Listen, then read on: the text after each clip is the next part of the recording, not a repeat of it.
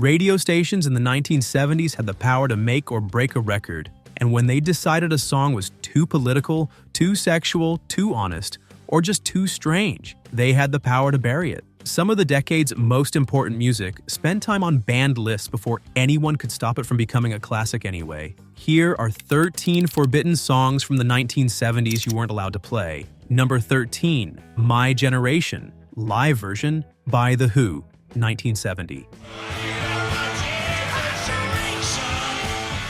The Who had released My Generation as a studio single in 1965, and its message, raw teenage frustration and contempt for the older generation, had been accepted by radio as the kind of youth energy that sells records. The 1970 live version, recorded at the University of Leeds on February 14th and released as part of Live at Leeds, was a different matter entirely. The extended live performance ran over 14 minutes, incorporated enormous volume, and had a physicality that translated through the recording itself. BBC Radio 1 declined to play it on the grounds of length and aggression, deeming it inappropriate for daytime broadcast. Commercial radio stations in several American markets followed, citing similar concerns. Live at Leeds was released in May 1970 and has since been consistently rated as one of the greatest live albums ever recorded. The energy of that particular night was audible in ways that studio recording couldn't capture, and the band's audience found it through word of mouth rather than radio promotion, which was itself a statement about what radio was willing to carry. The Leeds performance took place during the same period that Townshend was developing the rock opera Tommy, which had been released in 1969. The Who were simultaneously the most ambitious and the most physically destructive rock band in Britain. The intellectual ambition and the equipment destruction were not contradictions, but expressions of the same energy. BBC Radio 1's reluctance to engage with the extended live performance was a reluctance to engage with what rock music at its fullest actually sounded like when it wasn't being managed for broadcast. Number 12, Ohio by Crosby, Stills, Nash & Young, 1970. Neil Young wrote Ohio on May 5, 1970, the day after National Guardsmen shot and killed 4 students at Kent State University during a protest against the American military's incursion into Cambodia. Young had seen photographs of the shooting on the cover of Life magazine. The song was written and recorded within days. Crosby, Stills, Nash & Young recorded it in Los Angeles and pressed it within weeks of the shooting. Several American stations, particularly in markets where the political climate was conservative, declined to play it, citing its explicitly anti-Nixon content. A station manager in Ohio reportedly pulled it from rotation after a single play, citing immediate listener complaints. The specific speed of the record's production and the specificity of its target made it impossible for stations to treat it as ordinary content. It was not ordinary content. It was a response to a specific event naming a specific president 3 weeks after 4 students had been killed. The song reached number 14 on the Billboard Hot 100 despite the radio resistance. Rolling Stone later named it one of the 500 greatest songs of all time. It remains one of the most direct and immediate musical responses to a political event in American pop history. The speed of its production was itself part of the statement. Young wrote it the day after the shooting. The band recorded it days later, and it was pressed and in stores within weeks. That velocity, from real-world event to vinyl in record stores, was something that the commercial radio system, organized around longer promotional cycles and careful content review, was not structured to accommodate. The record arrived before anyone had time to decide whether it should be allowed to. Number 11, War Pigs by Black Sabbath, 1970. Black Sabbath released War Pigs as the opening track of Paranoid in September 1970. This song was a direct indictment of the political and military leadership who sent young men to die in wars designed from comfortable positions far from the fighting. The original title had been Walpurgis, with occult imagery, and was changed to the more explicitly political frame before recording. Several American FM stations declined to add it to rotation during the Vietnam War period, citing divisive anti-war content. The BBC gave it restricted airplay, categorizing it alongside other heavy metal content as inappropriate for daytime broadcast. Conservative radio markets in the South were particularly resistant. None of this prevented Paranoid from reaching #1 in the United Kingdom, or from eventually selling over 6 million copies in the United States. The specific irony is that the song's political content was treated as its disqualifying feature at exactly the moment when the Vietnam War was making that content most relevant to the widest possible audience. Black Sabbath came from Birmingham, England, from the industrial working-class communities whose sons were not the ones making the policy decisions that sent young men to war in Southeast Asia. The anger in War Pigs was not abstract political theory. It came from a specific social position and a specific experience of who bore the cost of decisions made by people who bore no cost themselves. Radio stations that declined to play it were declining to acknowledge that perspective, which is itself a political decision.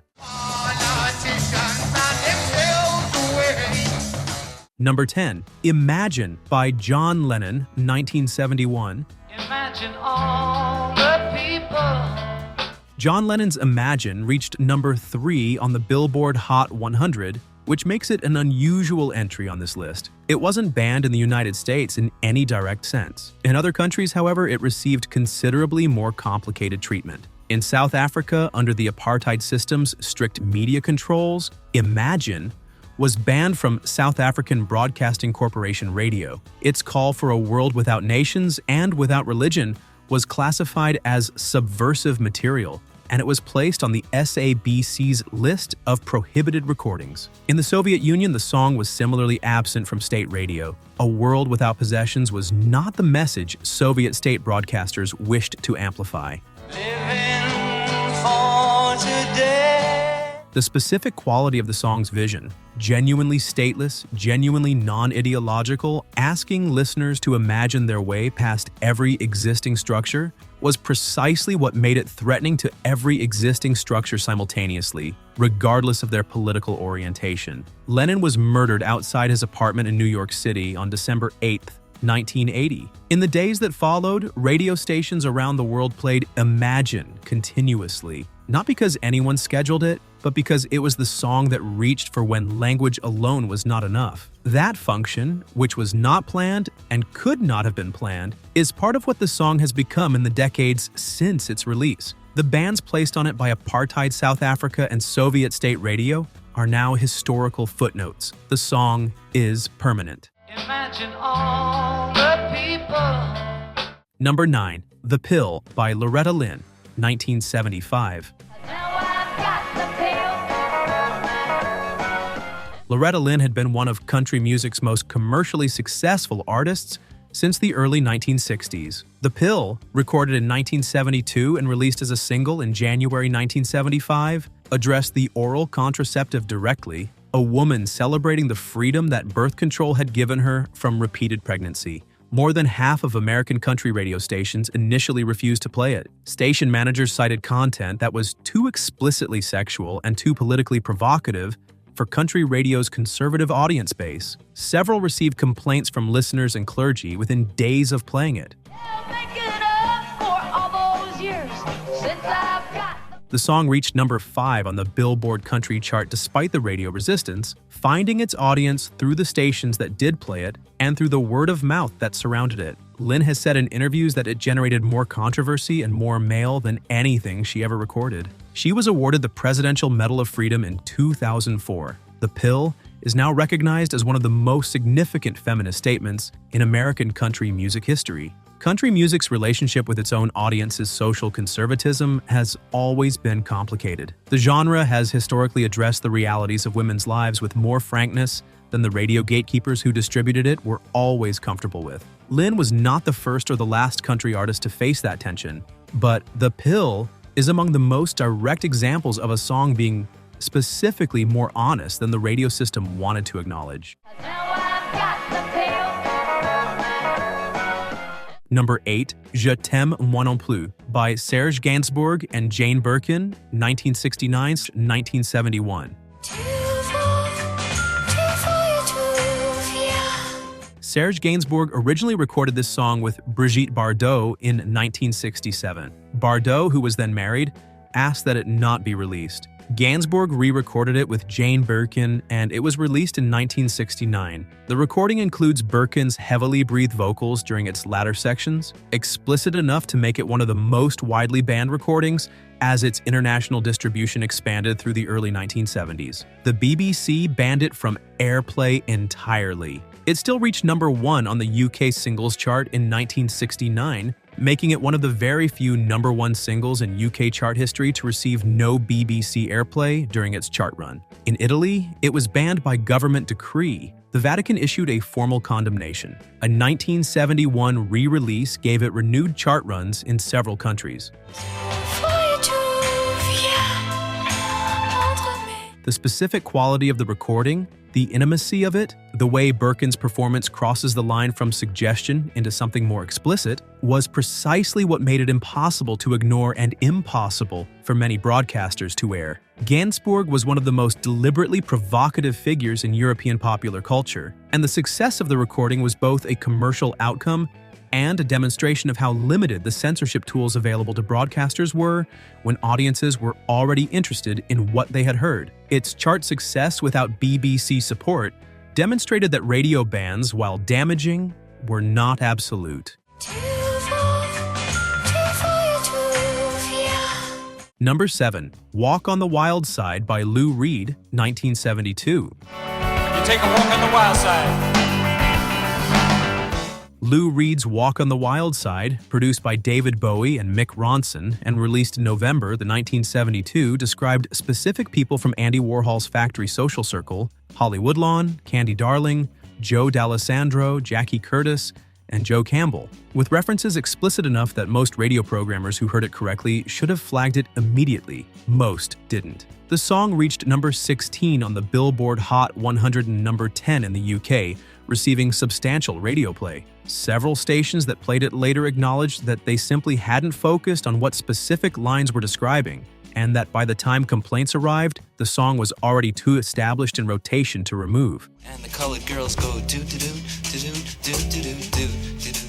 The irony of a song this explicit finding mainstream radio success, while more musically conventional material was being banned for political content, is one of the more instructive lessons in how censorship actually operates. What gets banned depends as much on who is paying attention, at what moment, as on the actual content of the recording. The song was also, in retrospect, one of the most commercially visible mainstream treatments of transgender identities in 1970s American pop music. The women it described, Holly Woodlawn, Candy Darling, Jackie Curtis, were real people whose lives were treated with genuine specificity by Reed. That specificity was part of what made the song both genuinely unusual and genuinely important in the cultural landscape of 1972. You take a walk on the wild side.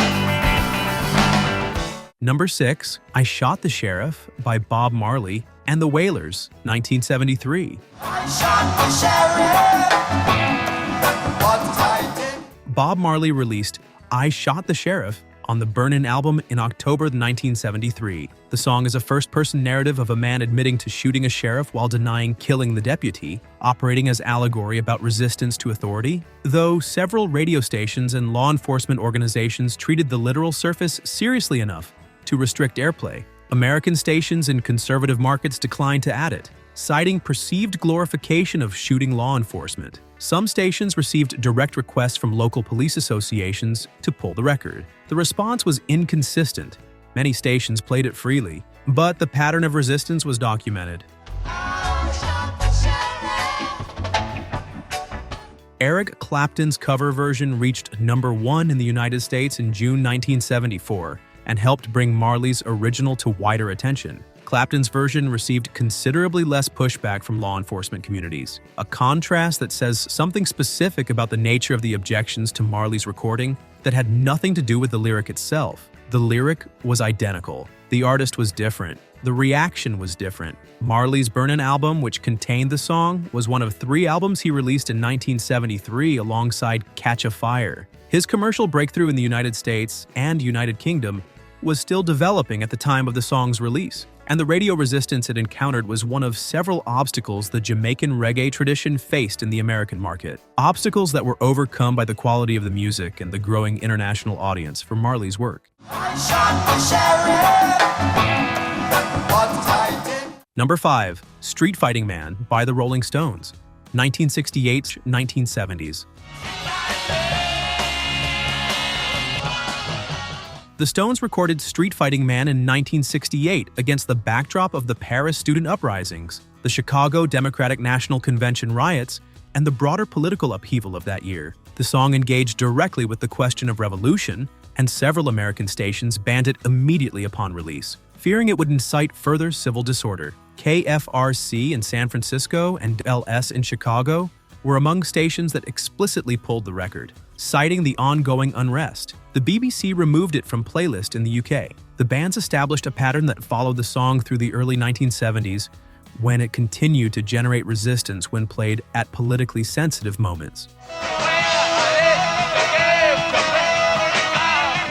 The song remained in the Stones' live repertoire throughout the 1970s and beyond, continuing to generate occasional resistance when played at politically charged moments. It was pulled from certain playlists during the 1968 Democratic National Convention aftermath, and again in various markets during periods of civil unrest in the early 1970s. It became one of the canonical recordings of late 1960s rock. Its willingness to ask a genuine question about political engagement. What should rock music do in a period of revolution? Without providing a comfortable answer is exactly why radio was uncomfortable with it, and exactly why it has lasted.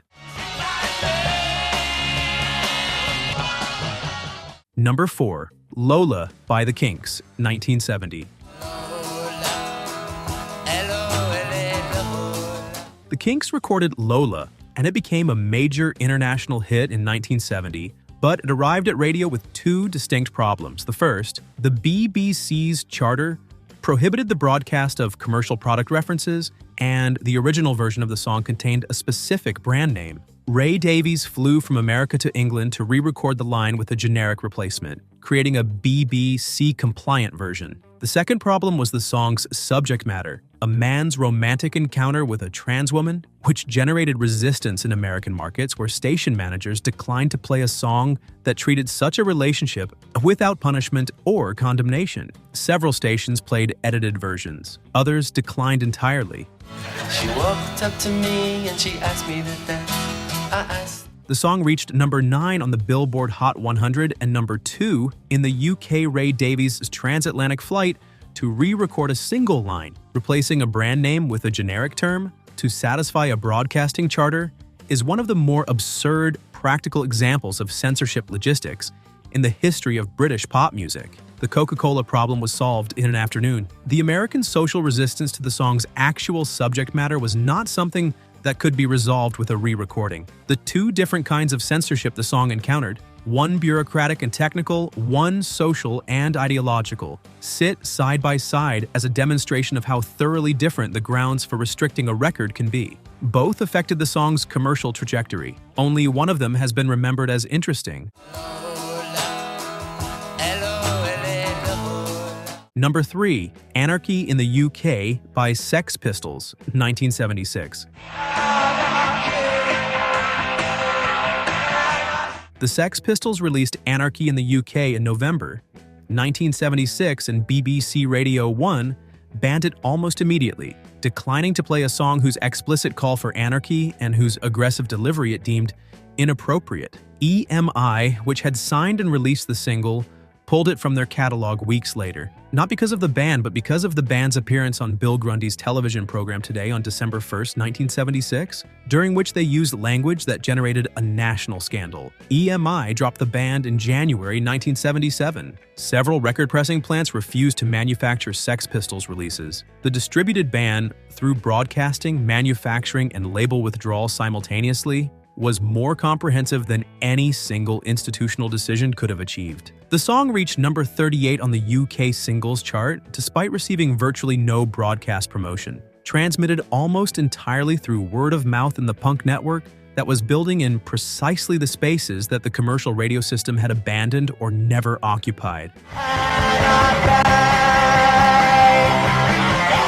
The band's effectiveness was limited by the specific nature of punk's distribution. Punk records were sold in independent record shops, at concerts, and through a network of fanzines and personal recommendation that had nothing to do with radio. The radio ban that was intended to suppress the Sex Pistols instead demonstrated the limits of radio as a control mechanism, which was itself part of what punk was arguing. The ban also produced an unintended commercial consequence. Being banned by the BBC gave a record a specific cachet in 1976 and 1977 that being played by the BBC could not have provided. The people who were the Sex Pistols' natural audience were not people who needed the BBC's endorsement to find something worth listening to. They were people for whom the BBC's endorsement would have been suspicious. The ban was the best possible promotion the band could have received from an institution they were explicitly criticizing.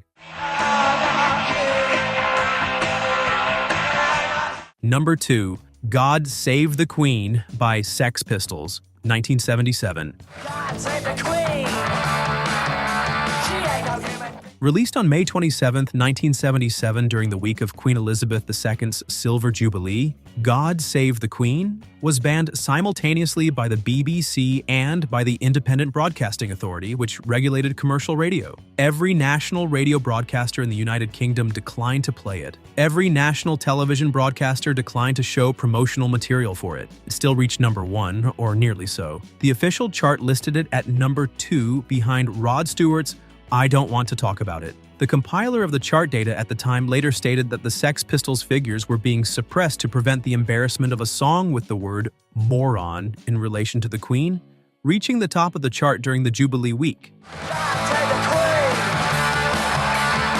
Queen. The band performed the song from a boat on the Thames in an unauthorized concert on June 7, 1977. Police raided the boat. Several people, including manager Malcolm McLaren, were arrested. The chart controversy has never been fully resolved. The Sex Pistols, Malcolm McLaren, and various industry observers have maintained for decades that the number 1 position was suppressed. The British Market Research Bureau, which compiled the chart at the time, maintained that its data was accurate and that Rod Stewart's record had outsold the Pistols that week. The circumstantial evidence and the scale of the Sex Pistols' cultural presence during Jubilee week, the quantities of records being sold in independent shops across the country, the testimonies of record sellers, has been consistently cited by those who argue the figures were manipulated. The song remains one of the most discussed censorship episodes in British music history, and the chart controversy has made it more than that. It is one of the few cases where the suppression of a recording has become as historically significant as the recording itself. God save the Queen. She ain't no human. Number 1. The Revolution Will Not Be Televised by Gil Scott-Heron, 1971. The revolution will not be televised. The revolution will not be brought to you by Xerox. Gil Scott-Heron first recorded this piece in 1970, and the re-recorded version appeared on Pieces of a Man in 1971. It was a spoken word work backed by percussion. No conventional melody, no verse-chorus structure, no radio format compatibility. It named specific brands, specific television programs, and specific political figures in the context of a direct statement that the coming social transformation would not be carried by commercial media. Commercial radio had no mechanism for refusing to play it because it wasn't formatted for commercial radio in the first place. The refusal was structural rather than editorial. The song did not fit the radio system, and the radio system therefore had nothing to do with it. Public radio, college radio, and black radio stations in major American cities played it. The mainstream commercial system that it was explicitly addressing simply continued operating as though the record did not exist. The revolution will not show you pictures of Nixon blowing a bugle